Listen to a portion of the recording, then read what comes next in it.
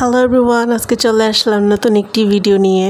আজকে তোমাদের সাথে শেয়ার করব আমার আম্মুর মাটন বিরিয়ানির রেসিপি। তার জন্য আমাদের প্রয়োজন 1 কেজি খাসির মাংস, 6টা আলু, 4টা তেজপাতা, কিশমিশ, লং, দারচিনি, এলাচ, গোলমরিচ, জয়িত্রী, জয়ফল, কাচ্চির মশলার সাথে আমরা আগেই বেটে নিয়েছি।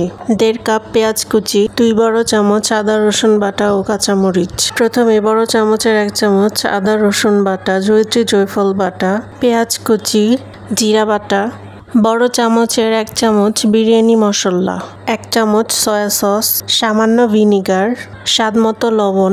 এখন সবকিছু ভালো মতো মেখে নিব। 1/2 লিটার দুধ দিয়ে ভালো মতো ম্যারিনেট করে রেখে দিব 1 ঘন্টার মতো। অপর দিকে আমরা একটি কড়াইতে তেল গরম করে নিব। তার মধ্যে দিয়ে দিব পেঁয়াজ কুচি, আদা রসুন বাটা, মিক্স বাটা মশলা, লং, দারচিনি, এলাচ, তেজপাতা, স্বাদ মতো লবণ দিয়ে আমরা ভালো মতো মিক্স করে নিলাম। তারপর আমরা মাংস অ্যাড করলাম। কিছুক্ষণ নাড়াচাড়া করার পর আমরা বাকি স্পাইসগুলো অ্যাড করলাম, সাথে কাঁচামরিচ অ্যাড করে আমরা ভালো মতো নেড়ে চেড়ে দিলাম। সামান্য পরিমাণ পানি দিয়ে আমরা ঢাকনা দিয়ে ঢেকে দিলাম।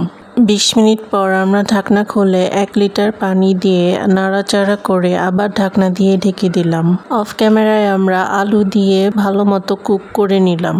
আমাদের মাংসটা কুক করতে 1 ঘন্টার মতো সময় লেগেছে। অন্যদিকে একটি পাতিলে তেল, আধা কাপ পেঁয়াজ কুচি, 1 চামচ আদা বাটা রসুন বাটা, অর্ধেক লেবুর রস, পোলাওর চাল দিয়ে নেড়ে চেড়ে নিলাম। দিয়ে দিলাম স্বাদ মতো লবণ, 8 থেকে 9টি কাঁচামরিচ। কিছুক্ষণ নাড়াচাড়া করার পর 1.5 লিটার পরিমাণ পানি দিয়ে দিলাম। আলু বখরা ও কিশমিশ দিয়ে ঢাকনা দিয়ে ঢেকে দিলাম। চুলা থেকে নামানোর আগে আমরা 3 চামচ ঘি দিয়ে ভালো মতো নেড়ে চেড়ে নিলাম। পোলাও রান্না করতে আমাদের 20 মিনিটের মতো সময় লেগেছে। তারপর আমরা পোলাওর ওপর মাংস ঢেলে ভালো মতো মিক্স করে নিব। ভিডিওটি ভালো লাগলে please like, comment, share with our friends and family and don't forget to subscribe our channel Sunny Road Vlogs and hit the bell icon.